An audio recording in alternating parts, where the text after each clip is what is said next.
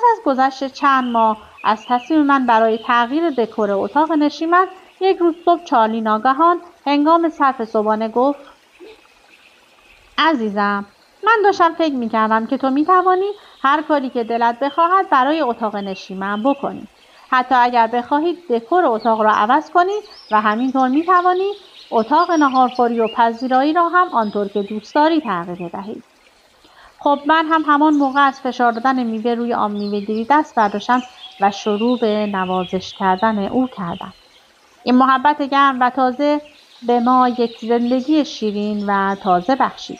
نتایج اجرای برخی اصول مهم در زندگی زناشویی من مانند انقلابی بود که من باید آنها را در 4 درس رشته زن کامل بگذارم و حالا این درس‌ها را در این کتاب گنجانیدم. در واقع بسیاری از مثال‌های استفاده شده در این کتاب مثال‌های واقعی هستند که در کلاس‌های زن کامل بیان شده است.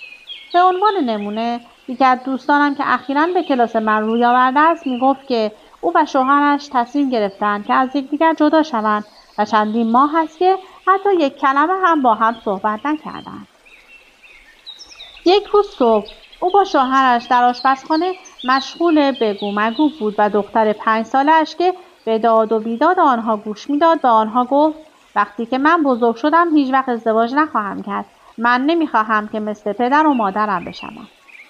مادر یکی خورد و فهمید الگوی بدی برای دختر کوچکش شده است. در پایان اولین جلسه کلاس آن مادر به درستی نمیدانست که چگونه میتواند تکالیف کلاسش را انجام دهد، ولی او مصمم به اجرای آنها بود. در هفته دومی که او به کلاس آمد، چهرهش از فرط شادمانی می‌درخشید. او گزارش داد: آن چیزی که من در این هفته دیدم باور نکردنی است. هر وقت که من شروع به حرف زدن می‌کردم، شوهرم با من صحبت نمی‌کرد. ولی من تمام تکالیف کلاسم را انجام دادم. او هیچ وقت برای من هدیه نمی‌آورد، ولی هفته گذشته او 2 لباس خواب، 2 بوته گل رز و 1 در قوطی باز کن برایم هدیه آورد. بعضی از دوستانم از من میپرسند که چرا میخواهم همه این مطالب را بازگو کنم.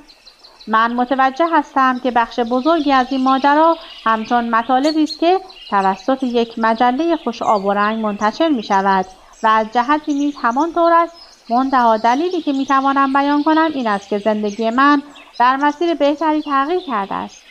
حال چنان که زن دیگری میتواند از خطاهای من آگاه شده و مرتکب آن اشتباهات نشود، پس چرا این تجربیات را به او منتقل نکنم؟